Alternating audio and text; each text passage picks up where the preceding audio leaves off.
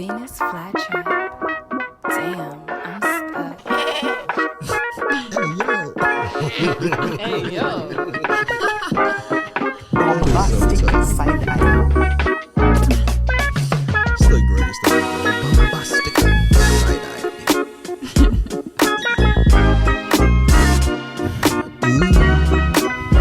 That sounds good. It really does. Gatorade. It's what? What's wrong with Gatorade? No, Gatorade. I was just, You been drinking Hennessy? you said what? Hennessy? I don't drink Hennessy. What? Would you like? I don't drink at all.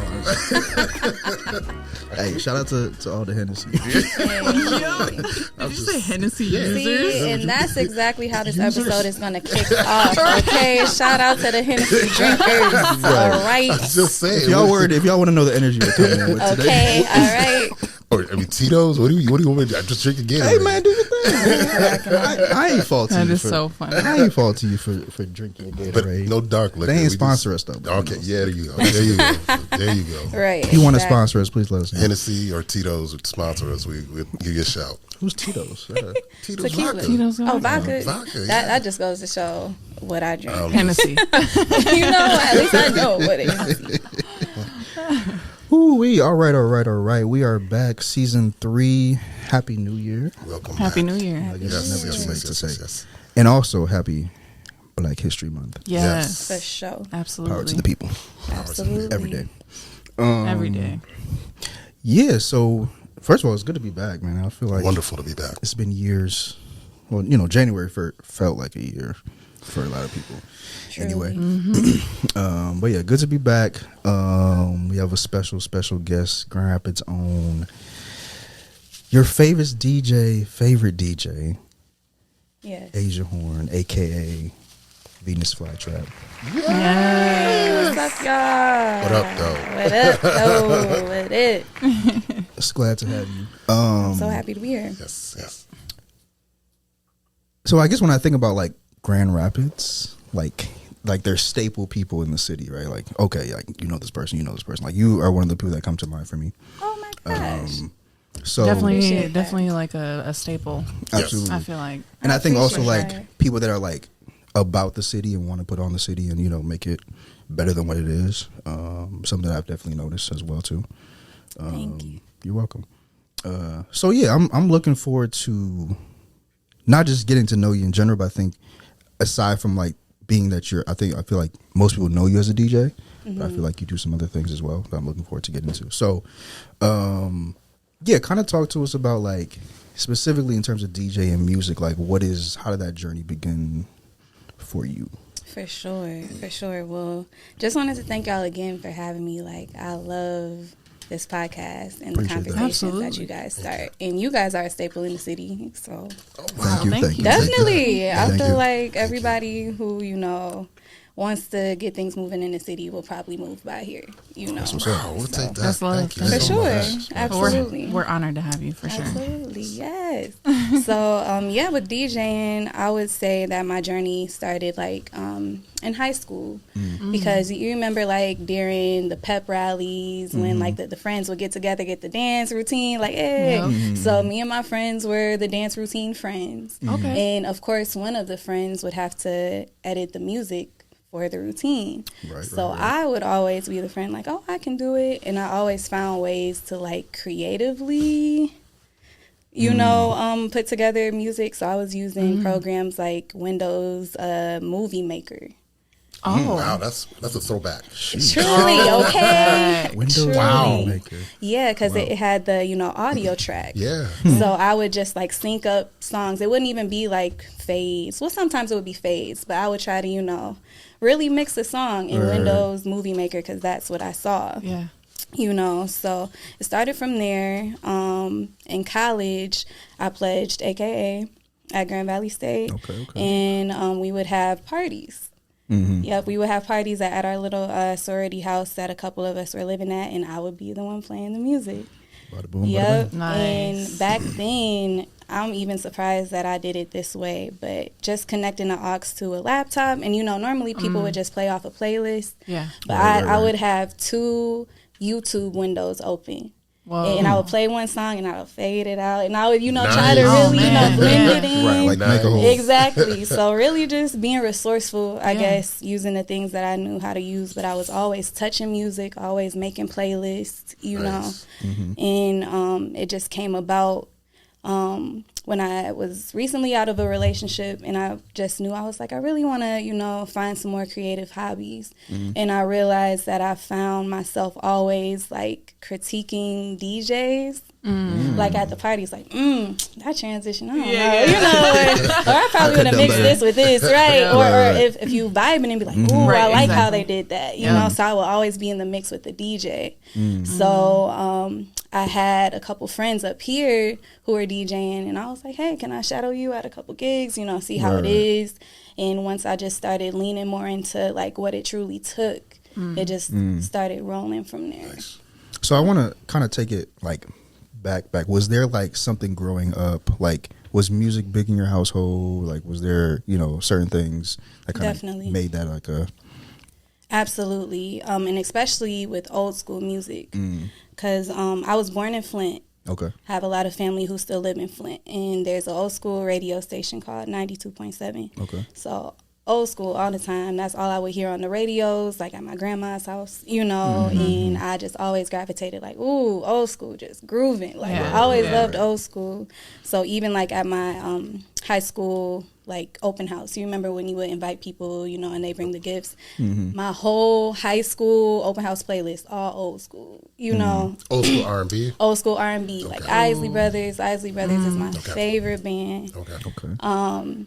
And I just really gravitated towards like 70s, 80s music. So always grew up around with that influence. But with my parents too, like my mom used to listen to Mary J. Blige. Like I could hear that. Wow. Yeah, I could hear that in like my childhood, like birthday videos, and somebody would bring out the camcorder. Like I would hear that, playing in the back, and all of just that like 90s, because I was born in 91. Yeah, so it was all around. Wow. For sure.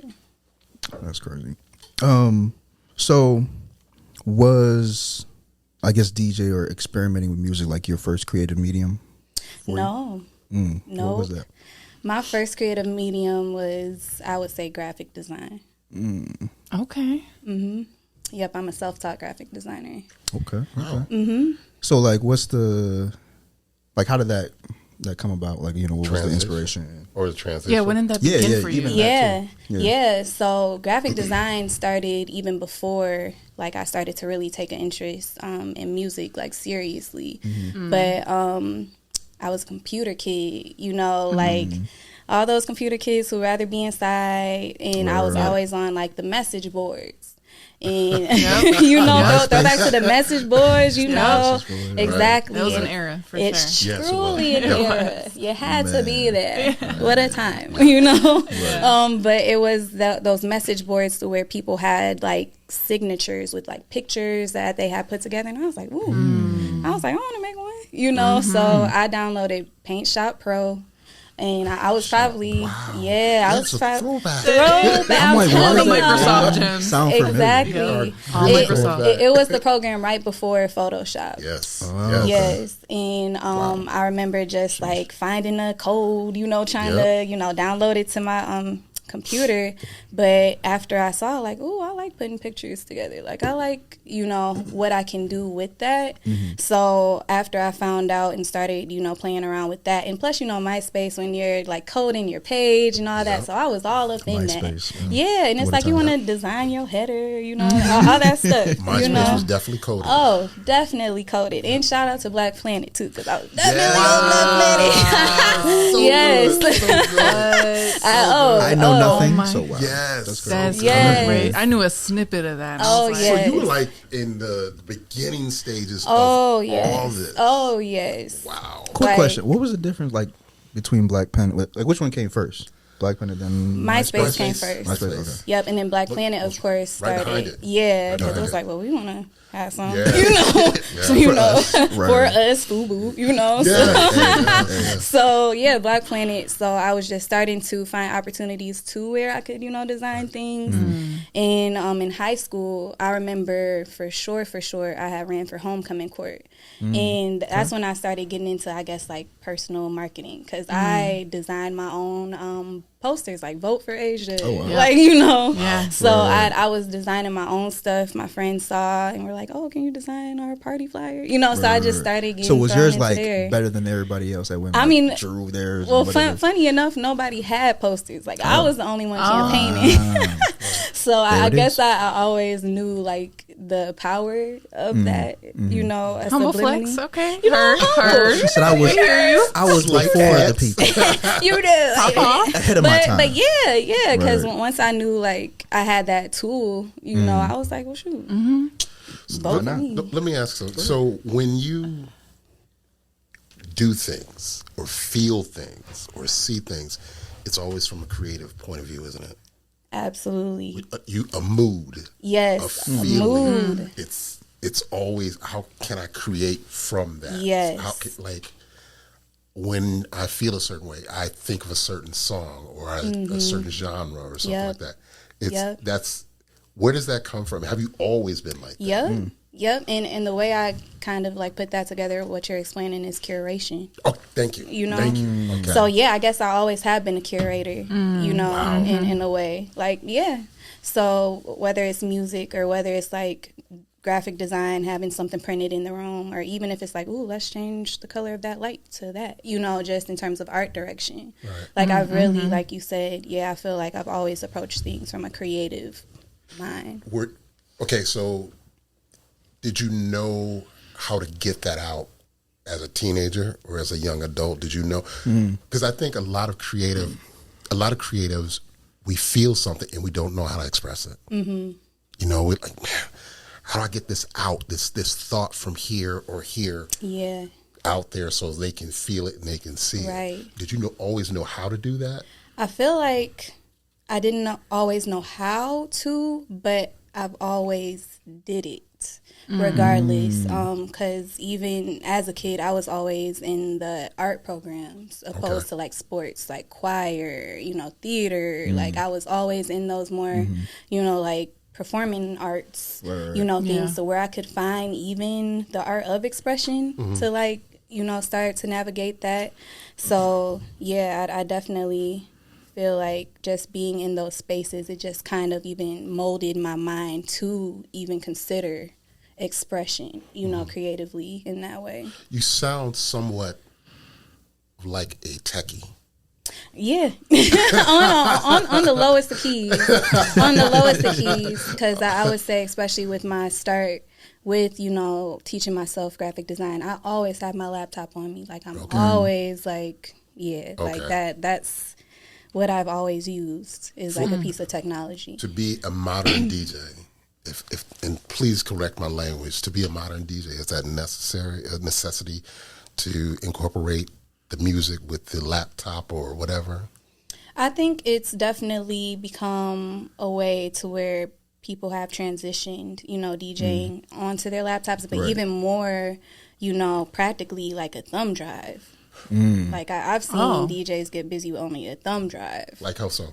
Like there's, you know, in terms of the decks you use, it's a thing called a CDJ, to where it makes it kind of even more difficult to connect with the laptop, to where you would want to connect with the USB and it has all the music that you have loaded and it's just more like plug and play, you know, opposed to, you know, having to program your laptop with the, you know, the different software and setup. Like it's just a USB and it pulls from your MP3s and you just and it's even more like I have shout out to Sheefy McFly, super dope DJ, but he was like, I just have my thumb drive in my pocket and I just pull up and I'm like, dang, like that sounds super dope, you know. So you can definitely, you know, boil it down to as simple as that, but I do think like a big culture of DJs are based on their laptops now. With that being said, does that break this down to us? Are you the techie DJ? Are you the traditional DJ? Or, I mean, what type of DJs are there? Yeah, there's like the super, traditional vinyl, heads. Like shout out to Soul Club, in terms of like the true medium of DJing and how it started, with the vinyl. So the more traditionalists, right. It's the more like virtual DJs who can, have it on their phone. Like I've seen somebody, because it's different, programs to where you can download like apps and you can Wow. you can do it like a that. whole set just exactly. On their phone. Yes. And get busy though. And get busy if you know what you're doing. Like I won't necessarily say like, oh yeah, but if you figure it out, I feel like Wow. So I've seen that. I've seen, of course, most of DJs. We have our laptops. It's some who are super organized, like like I take this seriously, like the practicing, like all that stuff. It's more DJs who are just starting out, who are just, I have my laptop, I know music, like feeling their way around it. But I think it's in terms of experience level. Right. I feel like in what medium that you appreciate, because even now I'm starting to get more into like trying to learn scratching, which of course is labeled as a basic of DJing. But since it's not as, I guess, prevalent, it's kind of like you really have to, if you're passionate about the craft, like you'll want to teach yourself those basics. So it's like determined from, I guess, your interests on what you want to work with DJ wise, and like your tool set. Like if you want to carry around a big old controller, if you want to scale it down and have like a it all depends, I guess, on who you are. So I wouldn't even necessarily call myself a techie, because I'm not like, oh, do you have the DS500? Like I don't know hardly any of like the models. Like I'm trying to get more into that. But if anything, just as long as I do have my laptop and like my music, or even if not, like I can just figure it out just because I have a good knowledge of music. Okay. Yeah. So was this always the plan? Like to be Absolutely a DJ? what was like? Absolutely not. So like for me, like when I was a kid, like I wanted to be a professional soccer player. So like what was like your dream? Did you have one or multiple? My dreams are everywhere. I remember one of my youngest dreams, like just wanting, I guess, to be famous. Like I was in choirs and stuff, so I was like, well, I might be a singer, even though you can pay me to sing now. Okay. Really? Okay. Really, wow. Like I'm one of those low key, like I'll hide my voice. I'll be like, Like, but you might have to, sing something. See, no, a little outro. No, I'm just kidding. A little outro. Not an outro. How much y'all trying to put in? I got 5 on it. I got 5 too. I got $5 too on it. But yes, I thought that I would, I guess, be somebody in the public realm. Right. But in terms of how my life shaped out, because I graduated from Grand Valley State, but with a bachelor's in advertising and public relations. Granted, I still use a little bit of it, but that's not what I'm doing, So my life, I just like, but everything, I guess, kind of coexists together when I look back on it. But absolutely not. Did not have any ideas of anything in terms of how my life shaped out. But I guess the things that I just have organically in terms of like graphic design, in terms of music, like they've just carried me. Nice. Yeah, and I've always found myself in those spaces to where I can use those things. Yeah. I mean, it all has worked itself together to still be, prevalent. So when you went to Grand Valley for like, what was the plan in terms of like the job you wanted to? Were you trying to get like a marketing job or hope at that point? Yeah, I was very like, I'm gonna do what my parents say, at that time, right? Go to college, right? So of course went to college, but my mom, and she's super entrepreneurial spirit, till this day, which I truly get that from in terms of independence. But she was like, you should major, in something pertaining to business, It's general enough. Exactly. I was like, okay, sure. Just trying to be, a good daughter, listening to my mom and everything. I had enrolled as like a pre-business minor. And then I saw all the requirements, and I was like, you got to have this, and you got to have this type of GPA, and you got to do those. And I'm like, no. Wow. So once I started to kind of like, re-navigate from there, I saw the School of Communications. And I saw that was kind of a more like liberal approach, to the marketing world and even business world, but more from a creative approach. So that's where I was like, okay, advertising and public relations, like, and even in terms of those classes, like, of course, ad design, where you started to break down like all of that stuff, which was super dope, and I really started to flex in those classes because I'm a self-taught graphic designer, so everybody's like, do. I'm like, here you go, what's next, right? So I started to explore that, but even like with copywriting and all the different like layers of it, and I was like, oh, I really like this.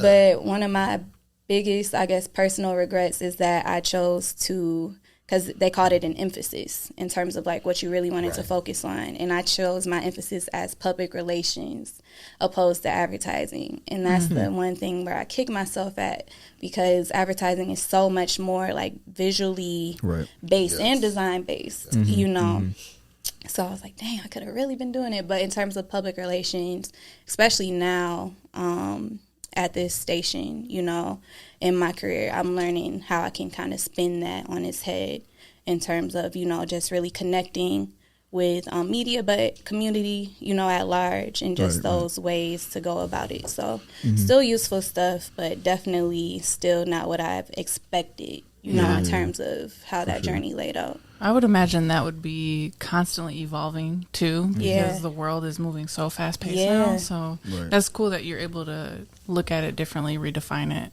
and apply it to what you're currently going through. Because you being so multifaceted and having so many interests, like I'm sure you're doing that constantly. Yeah. So, do you ever struggle with choosing what project to start and when to start, or is it since you've been doing it? I mean, you've been in so many things, even at a young age, and you've had so many passions. It sounds like. Do you ever struggle, or do you ever, or is it just for you like, I'm just doing it, let's drive, or are you just kind of like, I love all these things the most? Yeah, that's a great question. It's a mix, and speaking from all the undiagnosed ADHDers, because I just be like, girl, like, oh my gosh, like you just cramming everything into here. But it's a mix between everything, in terms of prioritizing when you're involved in multiple things, at once. So it's like, okay, well, what's the most pressing thing? And especially I've learned as somebody being self-employed is that you have full reign of your days.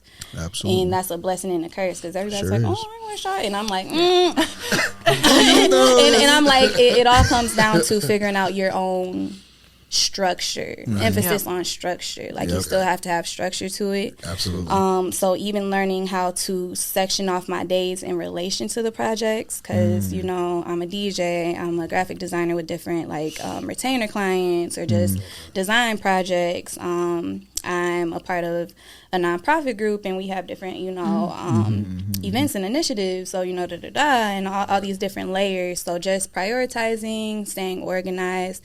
But it is those instances where you have like an idea, or you're just really fired up about something, and you're like, hey, I'm about to get it. Like it's been a couple projects of mine where I just had a crazy enough idea to be like, hey, do y'all want to hurry up and do this? And we like stayed up for 2 days, just doing it. Yeah, for sure. Oh, absolutely. And one of my favorite projects to date, it was for Juneteenth. I believe it was the year of 2021.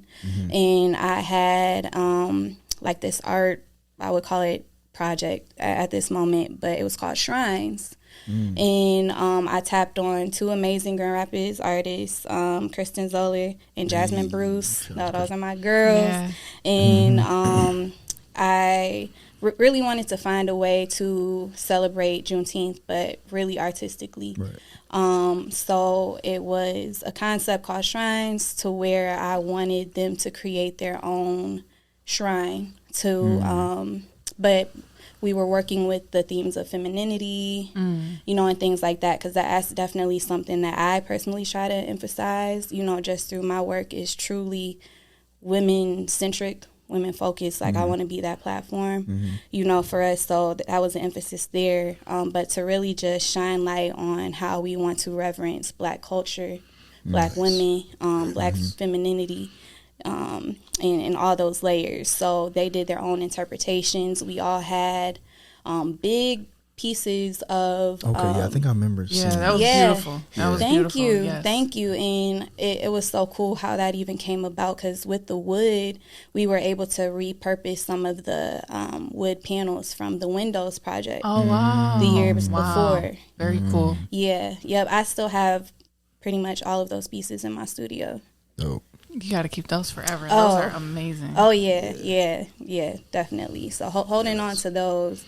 But yeah, a handful of artists, were like, donated their pieces. So there are those instances, to where we're able to use that. So I used it for those. We were able to cut it into like this huge arch and these nice curved pieces and steps. I wanted to incorporate different shapes to where they could, take form in different ways and even be used as platforms, like in terms of a true shrine.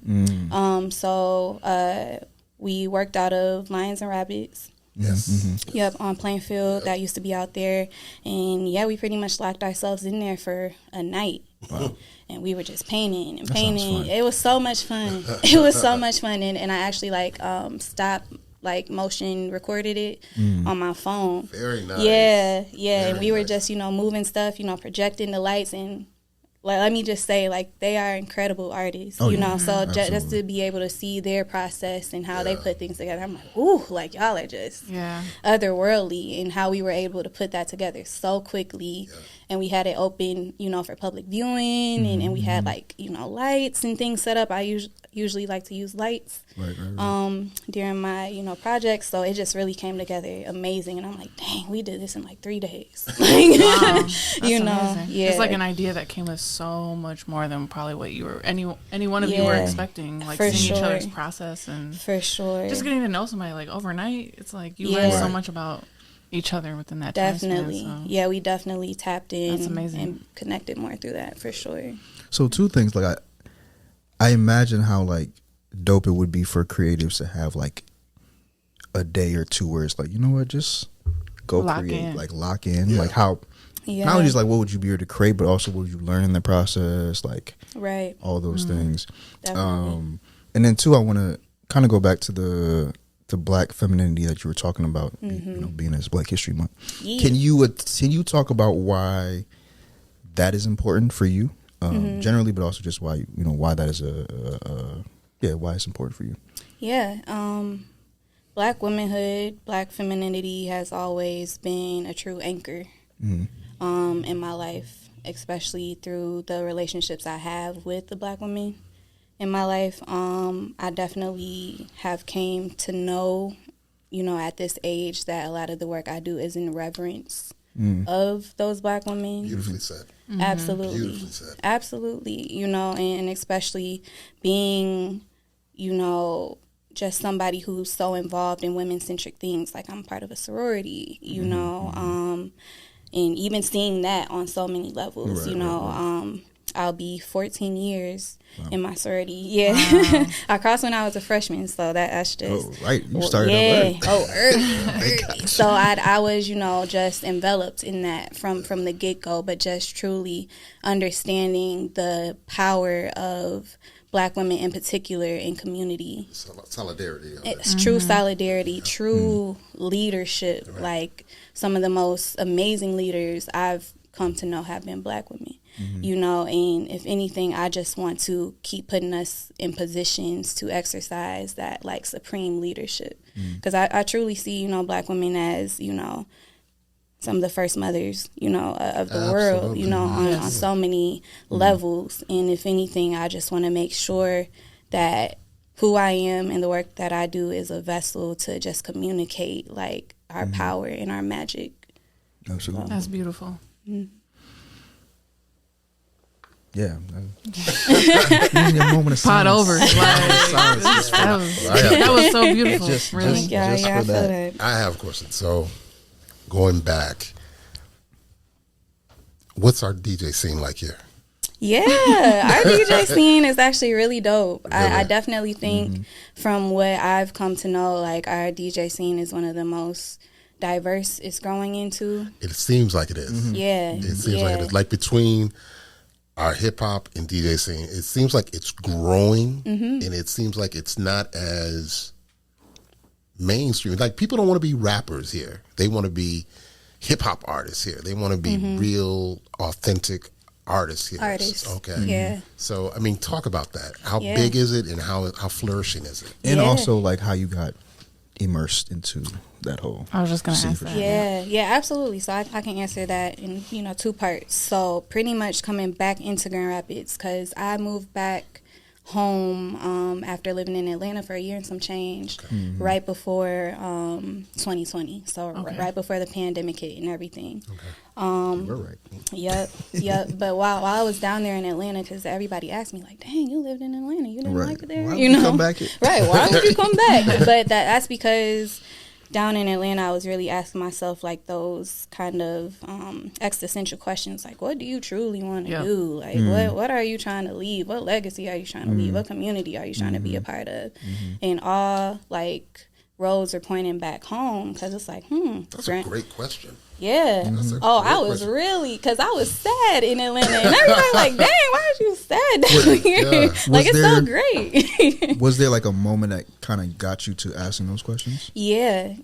And I just feel like I was feeling very, like into myself, very introverted, and that's not normally like myself, not to that extent. Right. And I was wondering, like, dang, well, while I'm by myself, like, let me ask myself like these questions, because clearly something's not clicking. Clearly I'm down here in the blackest city, but I'm still down here like, dang, I'm sad, like feeling alone. Exactly. So what's up with that? And I just started asking myself questions. And in terms of Grand Rapids, it's like, well, Grand Rapids is an art city when you think about you wanting to be an artist, and it's art. It's an art city. That's, the city you come from, And I always knew that whatever I did, I didn't want to be a stranger to my city. Like, I never wanted to, like... That's big. Yeah, for real. That's very big. I didn't want to, be in a position and be like, oh, yeah, she's from Grand Rapids. And they be like, who? Like, I never wanted it to be like that. Seriously. So I was like... That's great. Yeah, I really... This was my whole, mental process down there. And I was like, well, I don't want to be a stranger to my city.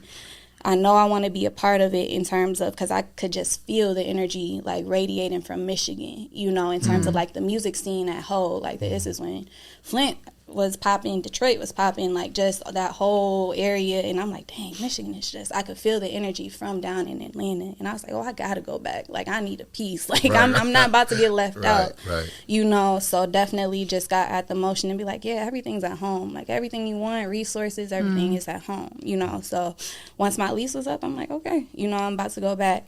And right before I left Atlanta is when I started to practice DJing. Like, I had went to a pawn shop down there, bought my first controller, bought like a couple little cheap desktop speakers, and I was just, vibing alone, but in my room. So and that quick for the people that don't know, the controller is... Yeah, so controller is pretty much like the deck that DJs work off of. So with the 2 disc. It's the digital version, of like the turntable. Gotcha. Okay. Yep. So I was working off of there. So if anything, I definitely piqued my interest in DJing in Atlanta. Okay. So right before I left Atlanta, though, I was like, well, in terms of DJing, Brandon the 7th, he ended up doing a show down there at Aisle 5, and Little 5 Points, and he asked me if I wanted to DJ for him, and I was like, what? Yeah. That's awesome. Right. This was when I just first started telling him, like, oh, yeah, I'm interested. He knew, know, and he was like, yeah, you should DJ for me, and I'm like, okay, so that was just my first, toe dip into it. But of course, it was from my homie from the crib, I was just gonna say, that's community. Yeah, like, that's truly crazy. Community. Like my first, on stage gig was with the 7th and Savon in Atlanta. Wow. Very cool. That's very nice. Yeah, so still Grand Rapids, but just in Atlanta, and it just showed me, like, oh, we out here moving, like, what more of a sign do you need? Exactly. What more of a sign? And we'll come back to that in a second. So that was my first dip into the DJ pool. But before I moved from Atlanta, I tapped on my homie, his family had owned the hookah lounge right down the street on Wealthy, and I was like, hey, can I spend, a night? Right. And I knew I would be home for Thanksgiving, so I was like, Black Friday, can I do something there? He was like, yeah. So I knew for sure, if anything, especially with DJing, I wanted Grand Rapids, I wanted to experience that with my city. So that was my first, I guess, introduction just publicly, because everybody's like, oh, you're DJing now? Right, so right. I'm like, yeah. So, yeah, that was the first dip, out here. And then Super Dre. Shout out to Super Dre. Shout out to Super Dre. Yeah. Also a legend. Yes. Truly goated. Yes, Truly yes, goated. yes. But she had booked me, the 7th, Savon, and Sango. Showing all kinds of love. Yes, all kinds of love. And this was at the Pyramid Scheme. This was February, right before the world everybody shut down. slid right up in there. Yes, and it still to this day it blows my mind in terms of just positioning, in terms of showing myself like, hey, this is what I want to do, and if I didn't do that, and within that time, like, who knows, right? So that establishment, and that really like after that. Real quick, what were you spinning? What were you playing during this time? What kind of music were you playing? I was spinning pretty much. I stay true to my musical history, so old school. Really? I was playing Slave, Just a Touch. A little bit. Yeah, like we about to groove. Like I want people to groove. Like that's it. So I'm playing that. I'm playing some Wiz. I'm playing some Tevin Campbell. I'm playing some just everything because I'm fresh. Like I'm super fresh and nobody see me. I'm the only woman on the bill. Yeah. So I'm like, oh, I gotta go. Yeah. So I'm just playing everything. And of course, being on the stage, you're kind of removed, so you can't really feel the energy until you get back down. And everybody's like, oh my God, like. And Super J told me like, everybody was coming and saying like, who's that? So that kind of put a battery in my back. And right before everything got crazy, I got booked by Pyramid Scheme. And shout out to Nicole, too. Amazing booking agent. She's now in Kalamazoo, but she definitely did so much here in Grand Rapids at the Pyramid Scheme in terms of shows and in terms of hip hop shows. Like she amazing. Love hearing this. Yes, true. As in like being really adamant about making sure. Yes. Okay. Yeah, she just booked Diggable Planets, at Kalamazoo State Theater. Like she's true to it. So big shout out to Nicole. She's amazing. But she had booked me to open up for Oshun. Oh, wow. Yeah. That's actually the first time I heard you. Really, was it? Oh, cool. Yes. Very cool. Yeah, and it was right. Yeah, so even seeing that, because they're like, this big, group in terms of, because I've heard their stuff on iTunes and all that stuff, and I'm like, sure. But it was, everything got canceled though.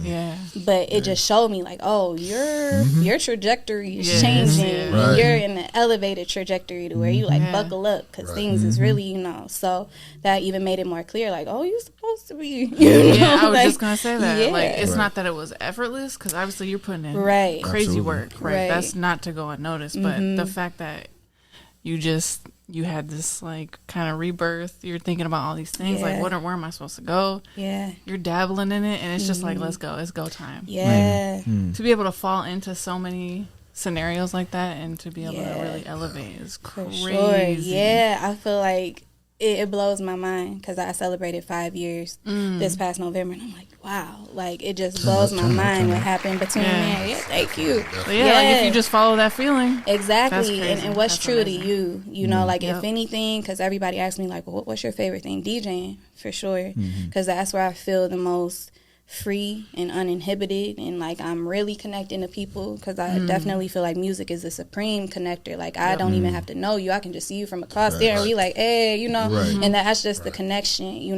that music can bring that I truly appreciate.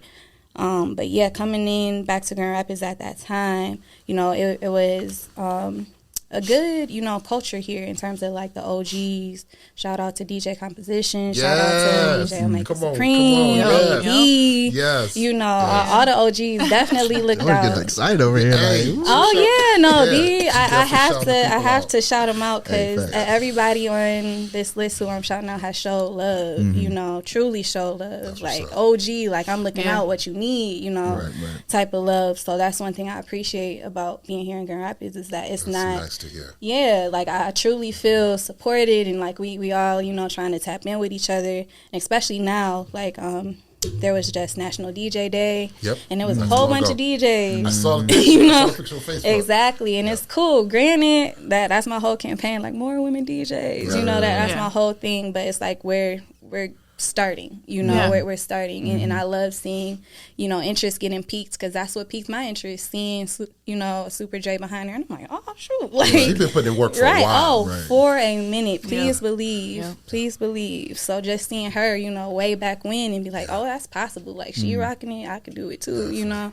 and just keeping that flame going has definitely been a goal. Shout out to, you know, Big Kings. That's definitely, you know, somebody who has been doing an amazing job. Like, I'm just so proud of how, you know, her and just different, you know, people here in Grand Rapids are really, you know, taking the baton and running with it in terms of what they want to do and what energy they want to bring. So she's been truly, you know, a big component of that as well. But it's been so dope just being able to connect with all the DJs, but even, you know, connecting with different people who are just interested, you know, off the top, because it just takes those conversations. Because I was once that person, like, I want to, about to ask who's coming behind you right now. Exactly.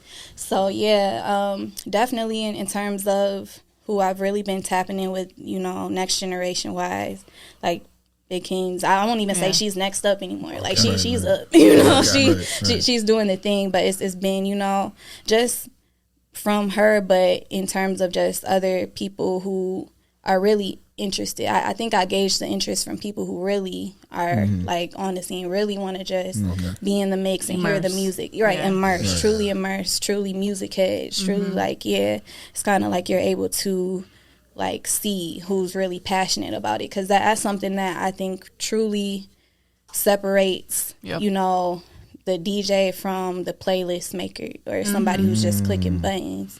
You know, it's like you truly have to have a passion, you know, for it. And we can tell, you know. Yeah, absolutely. we can tell. We will know. Yeah, like it like shows. You said, music is a supreme, so it's like you can feel that energy. Yeah, absolutely. When you're curating these playlists or these lists, it's like you can feel it. It's all about energy. Yeah, exactly. I have to ask a question. Go ahead.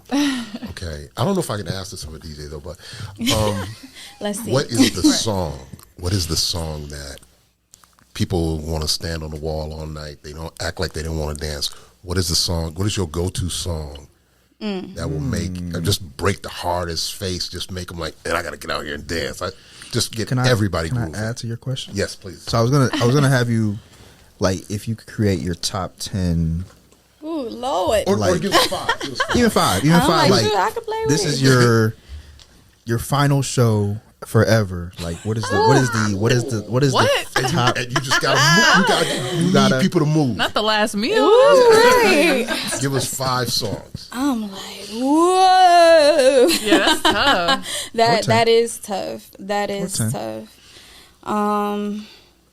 You can answer this Maybe question. start with first, George. though. Yeah, you I can feel answer like with George. Or just give me one song that you just it's gonna move the crowd. There's probably 10 that you're It's a thinking crowd of right mover. now. Yeah.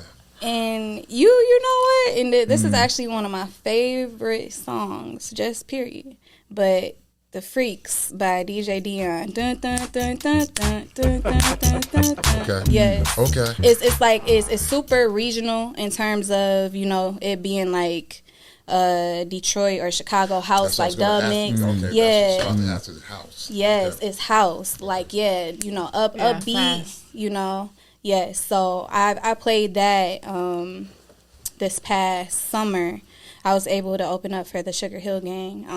Whoa! But before there, the city shout out to the city that I be tapping into. But they had me, DJ Composition, DJ PJ DJ, And we were up there rocking, and that song I hit like. Everybody went crazy. Yeah, and from different generations too, because that's the thing in terms of finding those like intergenerational, So, but between that, or say if I want to do like a K-Tronada, I feel like house in particular, just as long as it's like a moving, like get your body, like you can't help but kind of like move to it anyway. It's like you have to hit that tempo. So if anything, I would probably answer that question with like BPM, like what BPM what would you play? Right. And I would probably play between like 115 to 120, because that's where you get like a nice little beat going. So even the thugs got to move. Oh yeah, yeah. It's like if you ain't moving, then you just You did. Exactly. Thugs out here. The thugs got to move. Even a little bounce. Right, you got a little jig, something. Okay. What was the name of the song again? It's called "The Freaks" by DJ Dion. All right, now I have to look it up. Yes, and I'm sure once you hear, you're gonna be like, oh, that's that song. Yeah. Okay. Yeah, it's fine song. That's good. That's good. Funny. That's real good. Yeah. When does, for you at least, when do you know you've captured an audience? Ooh. What do you see or what do you feel? And can you give us like an example of a moment when that happened as well? And what's the average time of a set then? Because if we're thinking like, let's say you have an hour set, is it 15 minutes in? Then what does it look like in the crowd, feel like? That's a great question, because even in terms of how I DJ, and if people pay attention, I'm always wearing hats. But that's really to kind of like lock in. Yeah, lock in. Because if anything, it's like I'm trying to be focused on what mood I want to bring and how I want to connect, and just kind of feel it from that way. So I try not to feed too much in, because people can kind of really. Exactly. And of course, I'll look up and I'll see, bodies moving. If anything, I'm just trying to see movement. But I've learned not to be so hung up, because people don't dance no more, for that. That's true. But to turn that on its head, I always play for women, because me being a woman, it's like, of course, I don't have to pay attention as much, because I'm playing the music I want to hear as a woman. Right. But that after effect is like seeing the women. Like, I feel like women are the movers and shakers of the party. Literally. There's usually more women. It's usually more women. Who's going to be dancing? The women. So it's like, very good point. Yeah, just being tuned in, I guess, to like what my taste is as a woman. It's like, it's no, problem. Gotcha. To connect that way. And if anything, I kind of feel the effect afterwards. Because, of course, I'm like, well, I hope they feel it. Like, I guess that's how I am. But everybody like, oh, my God. And of course, once you get those reactions, depending on what venue, like if it's a bigger space, like say for a pyramid scheme or even for a festival, if you just see somebody, it could be one or two people just like, hey, like if I can make one or two people's days and get y'all to groove or shoot your hand over, that's all I need. Because I try not to be too swayed on like, oh, was the crowd dancing? People don't really dance no more. So it's like I can't really base it on that. Unfortunately, of course, I want everybody to dance. Of course, I'll play, Tamia for sure. Let's get y'all, start moving the Tamia hustle.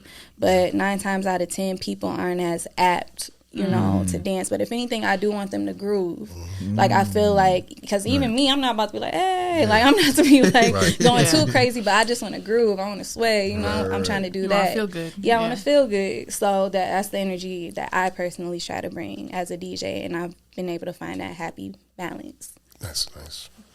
I like that. Yeah. Yes.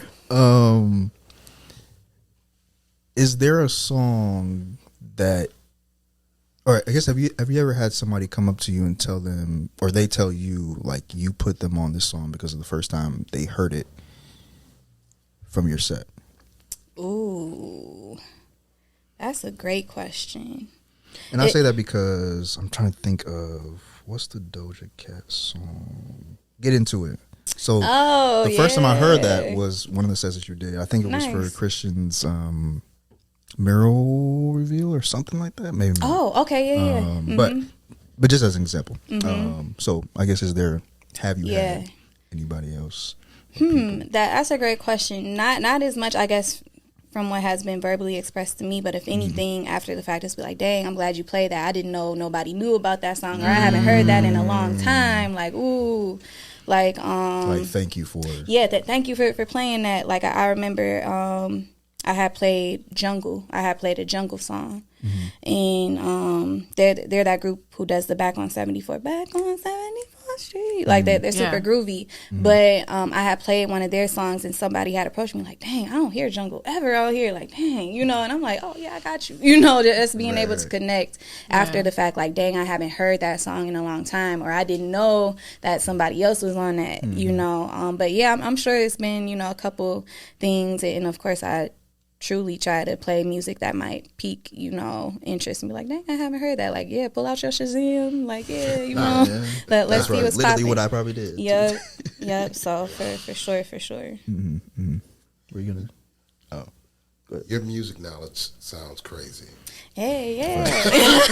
I'm over here learning. I'm like, your music knowledge sounds. Is there a region? I mean, I know you said you like old school, but it sounds like you have to be very well versed in the different regions and styles of music. You were down south for a minute. Yeah. You talking about house music. Yeah. I mean, how much homework you got to be doing? Yeah. right. And I think that just comes down to, like, if you're a real music head, you know. But yeah, I feel like in terms of me, especially, I'm glad you framed this around regions, because I'm definitely a student of regions in particular, and especially, you know, in terms of like music eras. So for instance, it was like the snap era, you know, in Atlanta, and then it was the hyphy era in the Bay, you know, and I had family in the Bay, and, you know, I had tapped in with them, and I'm like, oh, this is amazing. Like, it's just those real signature sounds, like bounce music, and Lord, love bounce music. Recently I started digging into like Ohio funk, like learning all of the bands who are from Ohio. I'm like, dang, they got a gang of them. A gang. And just like learning those different like regional sounds, you know, and even, you know, Michigan, you know, really creating a sound now is exciting. So yeah, if anything, I do really pay attention to like the different layers within a region with music. Yeah. Very nice. Is it hard to break music? Yeah, it can be. Like, you hear something, you go, like, I love baby area music too. So what do you mean break? Right, break as in to share it with a new audience. Like break it in into a new audience and stuff like that. So is that hard to introduce it to, especially here in Michigan, in the Midwest? You come with some new E40 here in the Midwest. Is somebody going to listen to it? How hard is that for you to do something like that? It can be tougher, but I think I found, I guess, just in ways of how to break the music. Very good point. You know, very good point. Like, even thinking about that question, I think the best way to really introduce somebody to music most of the time is when they're, you know, chilling. You know, so say, for instance, I record a mix, and, you know, I have music and people, you know, are playing it on their commute, or like that they're able to really listen to it opposed to being out, you know, to where it's like, I only want to hear what I want to hear, you know, so that's where you run into that problem when you try to play, you know, a song that nobody really knows at the party. 9 times out of 10, they're going to be like, no, play something else, you know, so it's kind of harder to play it, you know, in a live space like that. But I say, like, playlists and mixes where somebody can really take their time with it would be, you know, the best place to break music I've found. It's a science. It's a science. It's a science, because you want somebody to give it the time of day first. Because I've learned, especially playing out at, you know, different parties and stuff, people just want to hear what they know. So even if the song is grooving, like, if they don't know it, they be like, you know, they won't really give it its just due, opposed to, like, if you consciously be like, okay, let me press this playlist, and you know, you riding with it, and it's like, okay, you know, you can kind of settle into it a little bit more. So yeah, it's definitely a science to breaking music, I feel like, nowadays. What's your take, or are you listening to any international artists or DJs? Or international music? Yeah, absolutely. I spent a little bit of time in South Africa for some work projects. So that's when I started, you know, getting introduced to Amapiano, you know, and Afro beats, you know, but before it really started popping up over here, and I'm like, oh yeah, so I definitely Your library is crazy. oh yeah, I definitely, you can count on me playing some Afro beats and Amapiano in a set for sure. But YouTube has been a wonderful platform. That's a good point. Yes, like I love how DJs are activating on there, and I've been able to see different DJs from, you know, around the world who are just getting busy, you know. Have you seen Apartment Life? Yes. Love what they're doing. Apartment Life is super dope. Yeah. Very nice. Yeah. Love these questions. You guys are great.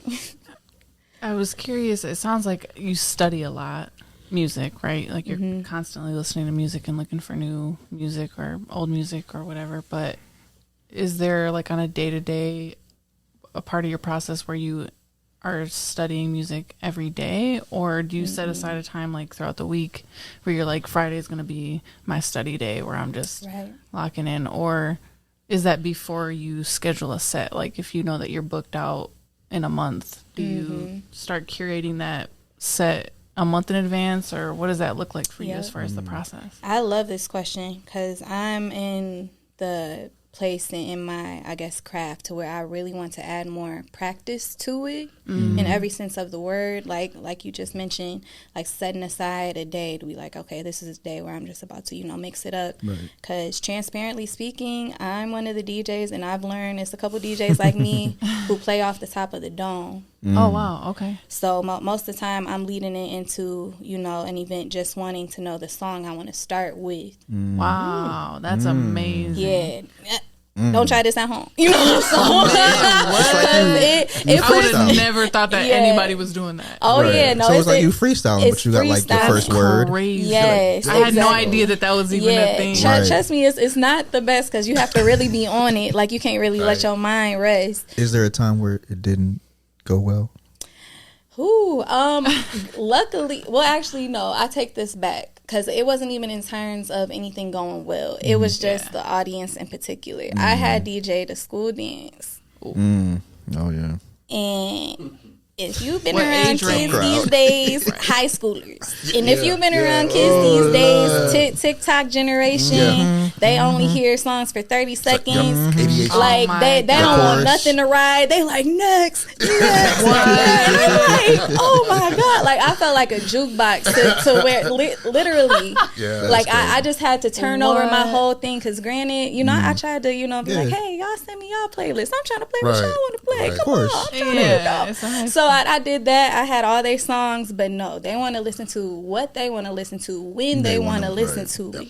So I just was like, you know what? Y'all just tell me what y'all want to hear, and I just got it. Because just that energy, I was like, oh my God. So I probably won't do a school dance again. Because like they're not groovers. Like they like, we want to like jump in the air and like do all this stuff. So yeah, after realizing that, it's like, you know, so even navigating, I guess, like what fits me the best as a DJ. But yeah, that was definitely like my most jolting gig. So that was like, woo. So that's tough too, though, because like, tough. Let's say you didn't go in freestyling and you went in with like a full list. Like, still, they're just like, either way. And I tried to come prepared with that. Like I had the whole list. Like, okay, this is songs y'all requested. It's cool. Like, and just thinking I'm gonna take them on. No, that they want to hear what they want to hear when they want to hear. Crazy. So yeah, that was the thing. Yeah. Shout out to them though, because I ain't mad. I ain't mad. I just knew like, we different, you know. So. Were there like songs that they requested you like is part of your set, or has been songs you might have added to future sets? Yeah, no, don't get me wrong. High schoolers have really good taste, right? You know, in terms of even like picking back, and I'm like, dang, y'all know this song, like just stuff like that.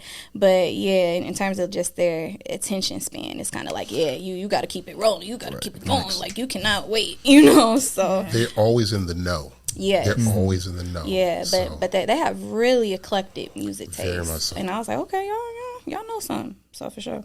Right. I lost my train of thought, but. What was I gonna say? So what is it like being as your entrepreneur full time? Yeah, full time, 5 baby. years, you said 5 years? I've been a DJ for 5 years. Okay. Yeah, self-employed for probably about 7-8 years now. Okay. Nice. Okay. Yeah, it's been a Clap little it minute. up. Hey. What does a week or a day might look like for you? Ooh, love this question. Love day design. So, a regular day, I'm definitely trying to wake up early. I'm an early morning person. I want to be up before the sun is up if I can. So I wake up early. Most of the time, I'm trying to figure out where I want to spend the day. So I play between, going to coffee shops, definitely. Sophie, coffee shops. Hey, Lion Street, shout out Lion Street, we need that. So I love it there. Love it. So I decide, do I want to be around people? Do I want to go to a coffee shop? But I have my own studio space that, I've been working out of. And funny enough, I sometimes work out of my car. I have, my outlet. I love, and it's weird. When I tell people, they be like, what? But I just love, having all the windows, full natural light, breeze, and just, isolation, I guess. It's cozy. It's super cozy. It's super cozy. So just trying to decide my mode of where I want to spend my day is usually my biggest question. But once I do that, I lock in and just look at all that I have going on. Granted, I'm really in the place to where I want to be able to organize my time better, and even theme out days to be okay, this is my studio day to where I'm doing this at the studio. This is my admin day to where maybe I'm at a coffee shop and I'm just answering emails. I want to create a system for myself at this point in time. So that's really what my days have been, finding where I want to work at, and then figuring out how I want to organize, because I'm in a restructuring space. Gotcha. But I'll spend about the beginning part of the day working on stuff, whether it's a project. I could be designing a project for a client, sending out emails. I break at lunch, and then I most likely find somewhere else. I have to change my environment. I'm one of those people, I can't be in the same space for too long. I think that's such a creative thing. Yeah, it is. It's new okay. Space, new energy. Yep, new space, new coffee shop potentially, going It's back home, exactly. I have to refresh it. Yeah. But, it's funny because I've really been in a mind space to be dang, where did I feel the most organized in my day? And I always recall school. To where now I'm really just trying to build my own school of life. That's how I'm, saying. But I know it's interesting, but in a way I love how school breaks it down in terms of say high school, for instance, where you had your first hour, second hour, third hour, the but exactly the structure was there. And that's why I really wish that people would have been what, in terms of this structure, you could have, because now it's I'm relearning those things. But now it's in terms of scheduling a day between hours, and you would work on a certain thing that hour, you would have your focus hour to where you could, organize your, exactly. And I'm dang, the way that was set up, because I didn't feel no anxiety or nothing at school. You know why you're here, you know what you're about to do. You know exactly what's going on, but now I'm just trying to figure things out. So it's let me go back to the true basics, because I really like that layout to where it's you kind of break down your hours into your subject matter. What do you want to focus on for that hour? And, and breaking it up. You got your lunch, refresh, whatever. But, breaking my day down how I would a school day is my new structure that I'm trying out. Nice. Yeah. It's real nice. Talk to us about the studio. Name, what is it about? Yeah. So, Free Alchemy Studio. Yes, that's my space.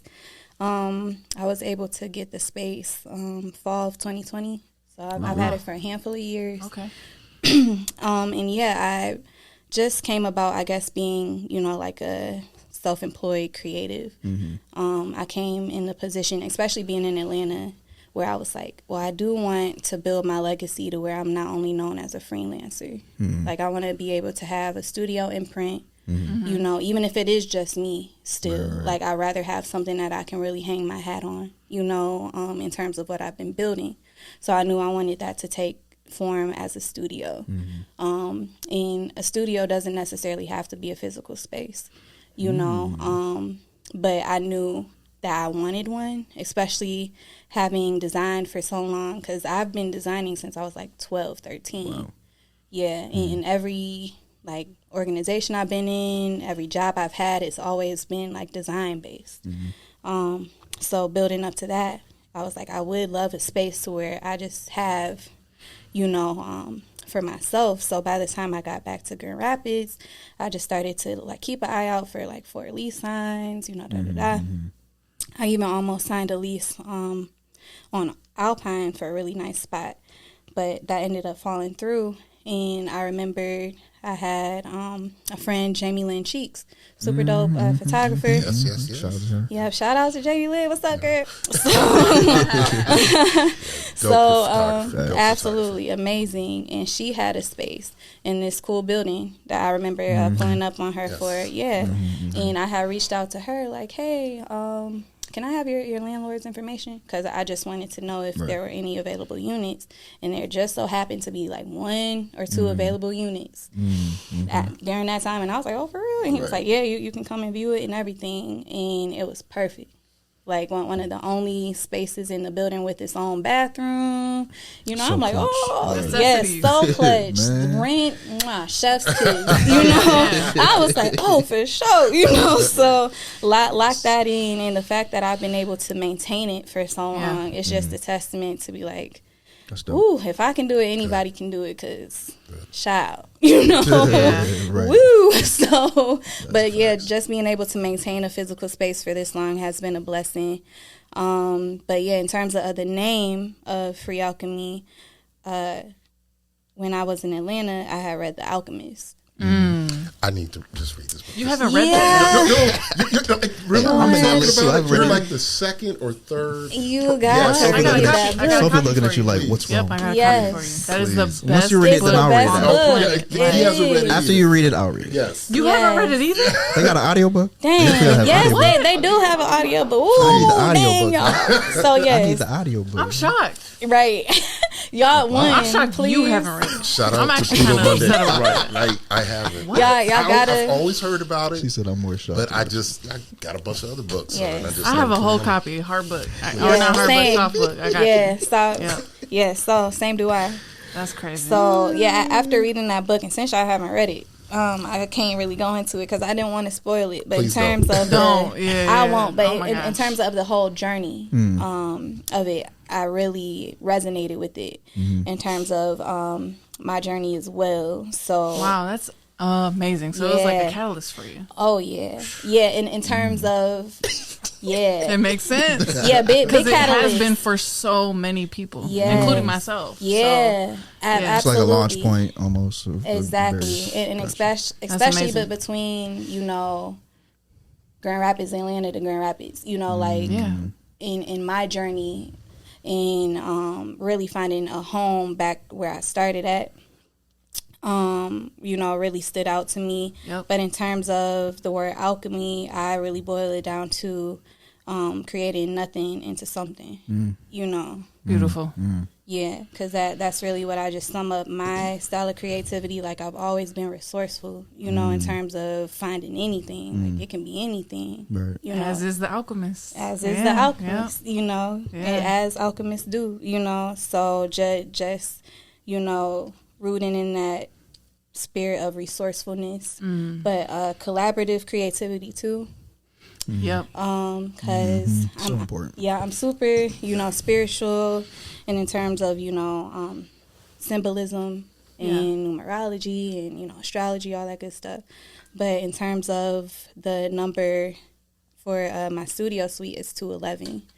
And, of course, I was like, what does 211 mean? And it's in terms of teamwork and collaboration.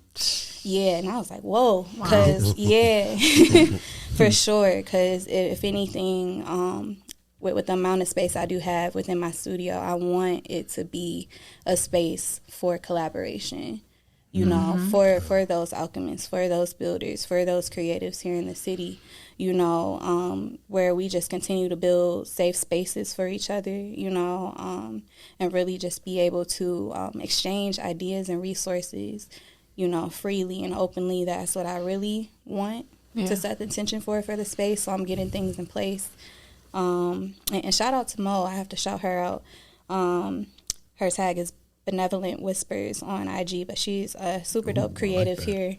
Yeah, she's super dope creative here, and I actually got introduced to her because she had booked my space when I first opened it for some open mics. Okay. Yep, so I've had a couple, you know, homies who knew I had the space. It's kind of been that type of tempo to where they're like, oh, can I, you know, rent your space out for this? So it's been, you know, a couple really cool things that have happened, but now I'm ready to establish it as just that official you know, creative space that I'm offering through the studio. So, I love that you used the language safe space.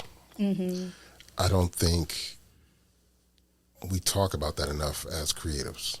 You know, creatives, we want to show this work that's inside of us, but we're scared too. You know, we don't always want you to bash it, but we want you to see it.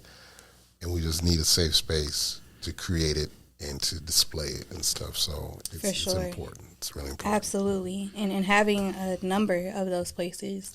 That's why it's super exciting. Even being in here, shout out to GR MiFi, you know, in terms of, you know, creative spaces, especially for creatives of color, you know, to get together. And very much so. I think that's one of the biggest things here in Grand Rapids is that we are establishing those spaces to where we can just exist freely, you know, and just be ourselves. So just finding more spaces to do that. I think it's just cool to be here during this time to where, you know, a lot of us are, you know, coming up together and we are, you know, recognizing the resources to build these spaces. So I'm just really, you know, proud and grateful to be in the class of y'all, you know, to where we're just trying to, you know, shake some shit up and build some shit. Perfect segue into my last question. And kind of our, you know, topic of the day, but like, so Black creativity in Grand Rapids, what like excites you about that in this moment? I would definitely think that just being able to witness people waking up to the possibility of just doing things. One of my favorite mantras is seeing is believing. And that's one of the things that brought me here too. Back home is like, well, if people are able to see me, you know, doing things and know that I'm from here, you know, and I'm working with, you know, the resources that we have available, anybody can do it. And I feel like it's becoming more of that instance to where we're able to see each other doing it and be like, oh, you doing that? I can do that too. Oh, you did it that way? I can do that too. And it's not, you know, that same level of gatekeeping. You know, for sure. Because I think our, you know, class of people in terms of like the generation here in the city now, like we're just recognizing it's better for us to come up together, you know, and for us to exchange things. So I just feel like it's more of an open community. Like it's more community, you know. I feel like to where everybody, you know, just wants to see each other win and wants to see how we can help each other. So just being able to see, you know, that in real time, the exchange of resources, the creation of spaces, you know, to where it's like, hey, let's come together. Let's, you know, chop it up. Let's see what we can, you know, collaborate with. It's just more and more of that and more of people seeing what is possible, seeing all the things that we do have to our disposal here, you know, in the city and Grand Rapids in particular, because Grand Rapids is a very unique city, you know, but in a lot of good ways too. So I feel like we're in a time to where, you know, us in terms of the Black creatives just feel more empowered. You know, because it's like, okay, I am able to see it happening and I know I can do it too. Or I feel inspired to do something else just because I see something happening. Like there is activity going on, you know. And one of the things I actually love, because I'm a big history head, I'm a board member of the Historical Society here in the city too. Yeah, and one of the things that I researched about Grand Rapids, we have a motto, Multi-hyphenate, and it means strength and activity. Yeah, and that really stood out to me in relation to Grand Rapids, because it's like in terms of it being I really like that. It stood out to me too. I was like, it just kind of sat with me. Exactly. And in terms of just always moving in the progression. So I feel like now that people are able to see, that action and just see people trying, and doing things, it's just kind of creating a spark to where people feel more inspired, to do things for themselves or to try new things or, so it's just a cool time of life, I feel like, to where people feel more empowered to just, try things, and especially creative things. So doing that inside of community, I just feel like we're just powering up, with each other and bouncing off each other's energy, and we're in a really good space. So I just hope that we continue to, tap in with each other and really, ride it out. Absolutely. And that question was for everybody as well. But I guess what would you say are things that you would love to see improved, done better, all of that? Yeah. Well, I definitely know, and even speaking from, experience with me just being a creative, but who wants to be a self-employed creative, it's just, I feel like we have to learn / teach ourselves sustainable ways. And it does come from, learning kind of the more intricate things, whether it is, between the business side or just more, I guess, of the detailed things outside of the art, but in order to sustain the art. Structure almost, like I feel like we need more structure in that, but in the exchange of really trying to position ourselves to be sustainable, because that's the thing where I can even grow frustrated with it, but somebody who wants to, totally be self-employed themselves, but it's like you do have to put things in place. If you're trying to be a full-time creative, it's like that sounds fun and easy, but in terms of other things, to learn how to even position, passive income streams, or just those more, sustainable things as a creative, because it definitely is possible. Like, please, everybody know you are able to set your, life, career, craft up, but it takes that structure and it takes that knowledge that I feel like Grand Rapids, if we're able to kind of, in GR MyFi, I think this is a great, example of teaching structure, to those creatives, because it's like, of course, we want to create art, but if you want to create art, for yourself and be able to, self-employ yourself, live off of it, there's things that you have to, build as a foundation for that, more technical things, so it's kind of like putting the practice to the play, plugging that together, because it's cool to, let's come together to, paint this mural or whatever, which is great. But it's like in terms of the back end, which I think this is where the workshops are coming from. Like, well, how can you get paid as a mural artist? What should you keep an eye out for? Just those more technical, education things, because 9 times out of 10, we didn't go to school for this, like we're all teaching ourselves, but really establishing, I guess, kind of those free schools to where we're still equipping ourselves with those tools, I think is a big, missing piece. Kind of like really establishing that true creative industry to where we can really, be able to sustain ourselves. So I think we're in the midst of doing that, but we're all learning as we go as well. So what are, I guess for you, what are some of the structures that you have implemented in your own, career that's helped you, Ooh, child, I would say I'm still establishing it. If anything, I kind of feel like I'm back at square one in a lot of ways, especially with how I'm positioning myself with my studio space. So it's like kind of gleaning all of the things that I've learned before, like even how I, thought about school, in terms of that type of structure, but just kind of pulling from all of the things. And I do think that anybody, creative-wise, if you're ever on a project with somebody or, with a brand or a company, those are templates. Those are things to be put in place to where you can pay attention to it and not feel like you have to start from scratch all the time. And that's a big problem where I ran into it, where I thought I just had to keep starting from scratch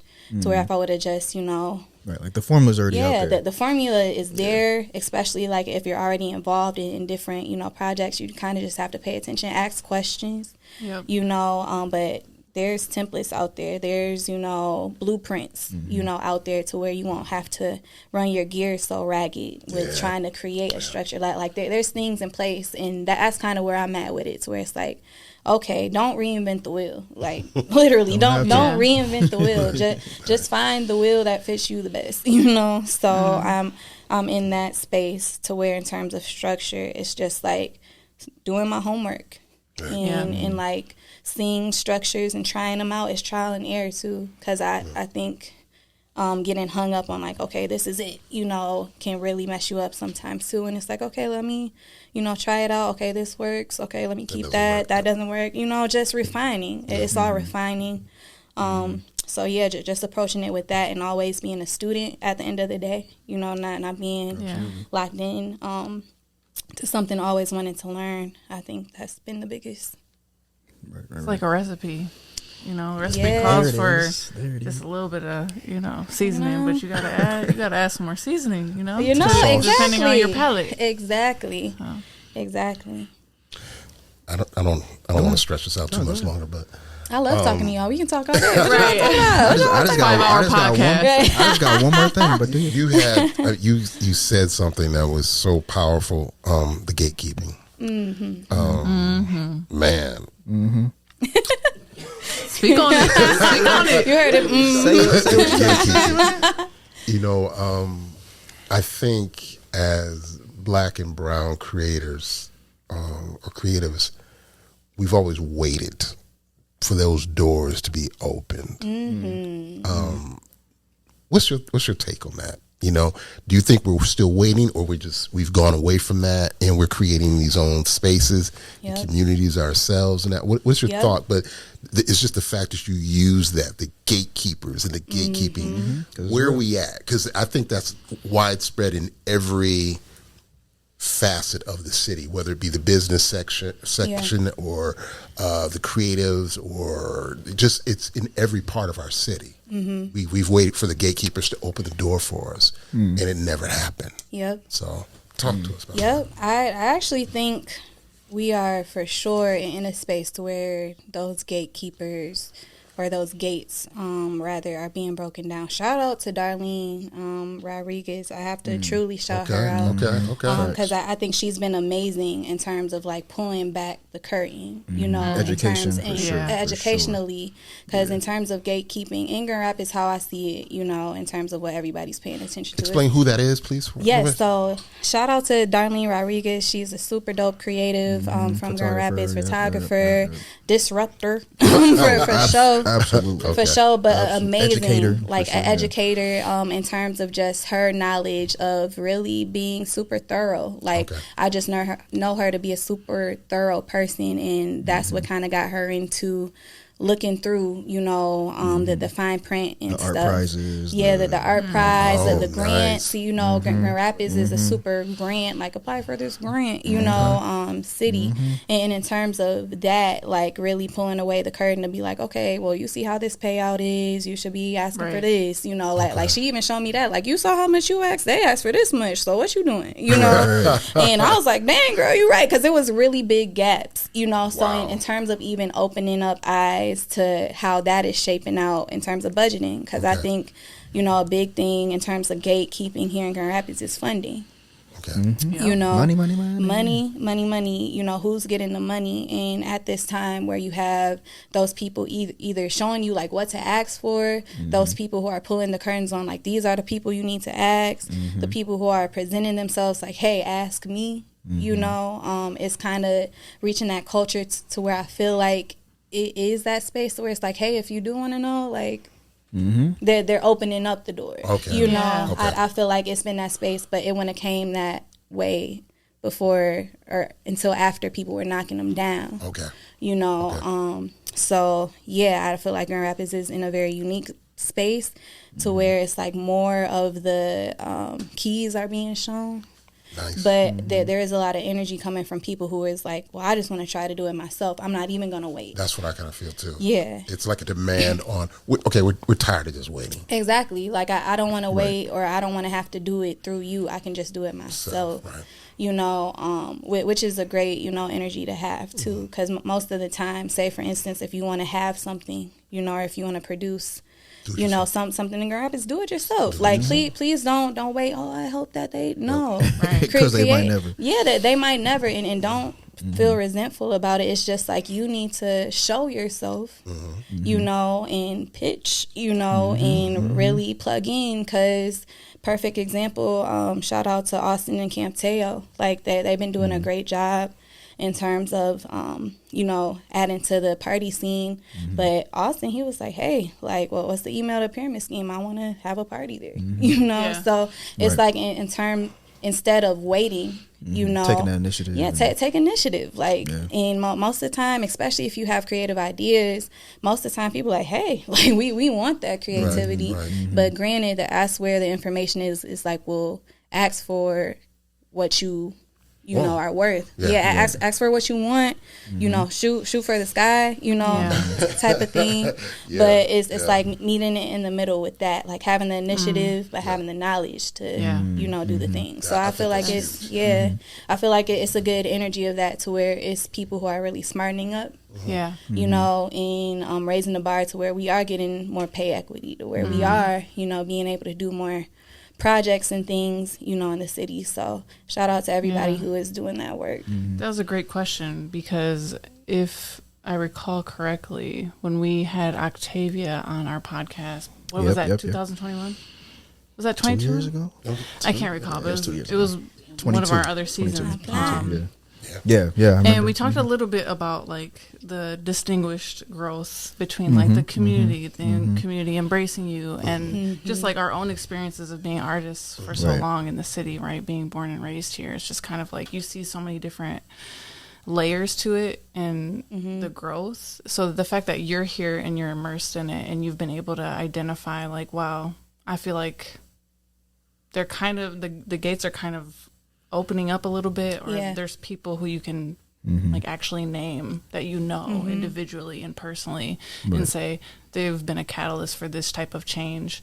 For sure. I think it also sheds a little bit of light on the power of COVID, because really a lot of that, I feel like a lot of that started kind of during and a little bit like after, not that COVID's over or whatever. I don't even know anything about that, but just to say like the huge difference, like there's a very huge difference. I feel like people were locked up in COVID and they were just kind of like, I gotta do something. I gotta read something. You start reading, it's just like the numbers aren't numbering, the math isn't mathing. Like something's not right, and it causes people to kind of come together and talk about these bigger issues about the gatekeeping or about the community. Why can't I go to so and so and say like, hey, I have this idea, and they're just not even listening, or you know, whatever other forms of community that there are outside of creativity even. So I feel like COVID was a huge pause for everybody to even look at the numbers that are being invested in the city. Like I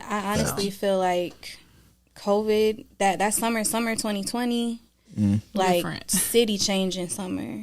Like I really felt that in real time with just like the change, and especially with giving more power to the creatives of color here in the city. You know, because you know, of course, after George Floyd was murdered and everybody was just, you know, super charged up, you know, I remember being, involved in the Windows GR project, and how I really fought for, like, hey, this is a time for Black artists to speak. Like, everybody else. I remember that day.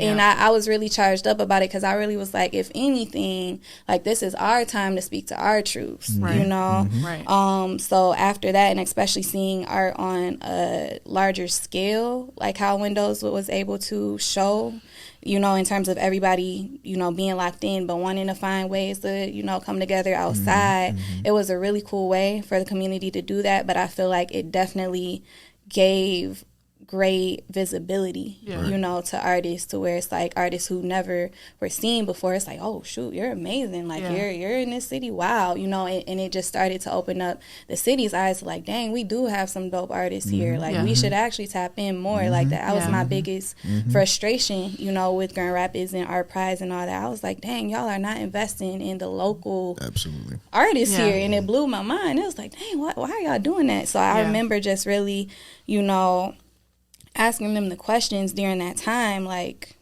that this is the time where Black and brown artists especially, like, we should be able to speak to our truths. And I really just saw a change of tides. Granted, it's still more work to be done, but I felt like that definitely just it was a big shift, and I'm so happy and excited to see how things are just continuing to evolve, and I hope we're able to take over it all. So, I mean, we're well on the way for sure.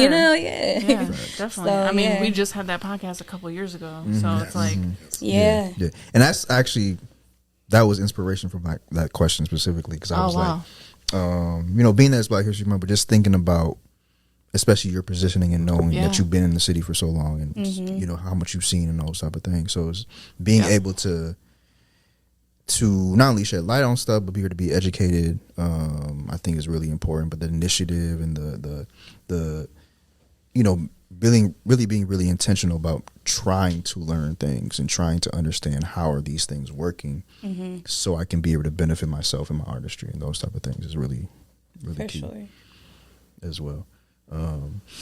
So I want to wrap up with a kind of an activity, I guess you'd call it.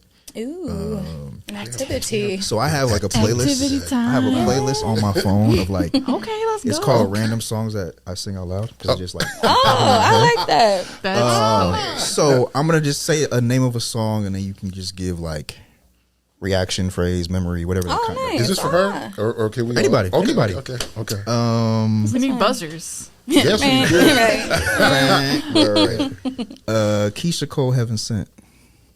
Ooh. Wait, what do we? I forget the rules. So really from heaven. There ain't no rules. Just it's just like initial reaction. Okay. Yeah, initial reaction. Anything that comes to mind. I just remember her being under a waterfall. Just super, flowy.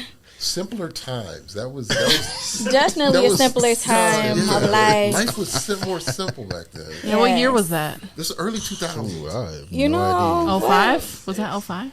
I don't know. Who was that? I'm like, dang. It might have been a little bit after 05. You can check if you go to the album. 05 to 10, sometime in there.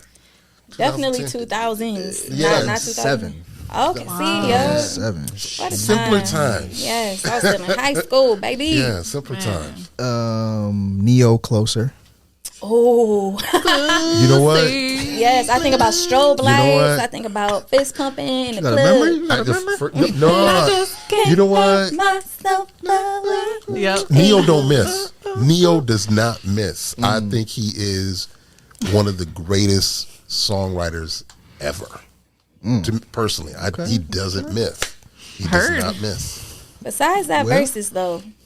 Oh man! Why did you do that? Why did you do that? I'm sorry. Wow! But shout out, Neo. Hey, shout out to you. Yeah, he's not a live performer. He's not a live performer. That is hilarious. But he doesn't miss. He can write a song. He can write a song. Asia's like, nah, I'm not folding I watched on that verses. I saw it song for song. She said, I'm not folding. I'm crying. Okay. It's all coming back to me now. Celine Dion. Ooh. The 90s. Yep, 1998. I think. The 90s, and being awaken like 3 o'clock in the morning, like she was on one of those infomercials. Oh wow! Like those compilations. Yeah, we're scrolling down the screen and everything. Yeah, like, you know, she was on one of those compilation albums that woke you up in the middle of the night. I'm cracking up. So this is one of my favorites, Stilettos. By Stiletto, Crime Mob and pump Miss Asia. in the club. Oh my God. Ever thought that we never get pump? Hey, What year was that? 2004. Wow. What? Yeah. Wow. Love that song. I don't. Yeah, I see. Wow. Another one of those songs. Tipsy by Jaquan. Hey, chicken Wow. head. 2005 or 2003. What was that? Let's see. No, that's later, I think. 1990. Wow. What? No. That's not true. Tipsy was 2000 something. Oh, this is something. They must be. They might Yeah, have got this Tipsy wrong. was 2000 He something. said 1997. No. 1990. That's like 2006, Right. 2007. I'm like, That probably was 2007. Yeah. I'm banking on 2000 or 2008. That's hilarious. Girl Fight. Ooh, by Brooke Valentine. Horrible I don't think I know that song. one. I'm About to cracking be up. a what? Horrible song. Yeah. George said trash. Just horrible song. Horrible song. Horrible. Like they wasted their money. Why you I hate hope on the she hears song? this. I'm I just didn't like the song. All right. Yeah. She's a bad mama jama. She's Carl. Still gets the party started. That's a great song. Hey. Hey, That's a still good song. party Good started. one. Yeah. All right. Last one. You said what? Ricky Martin song is on that list.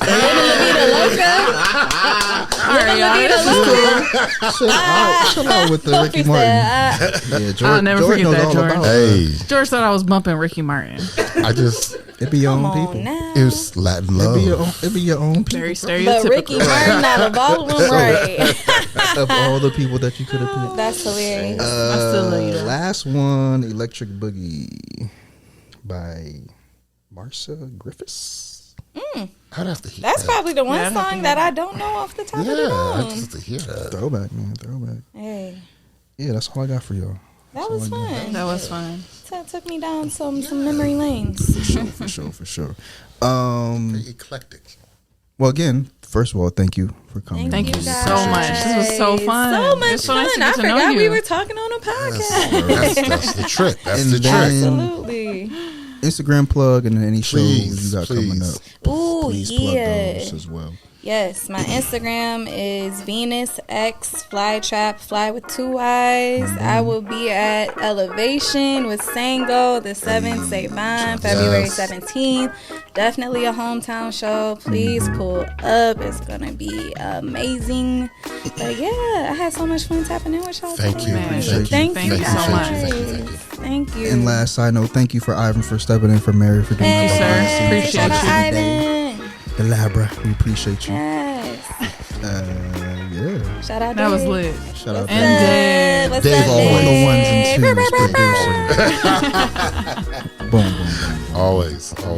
All right, y'all. Till next time. Peace. We out.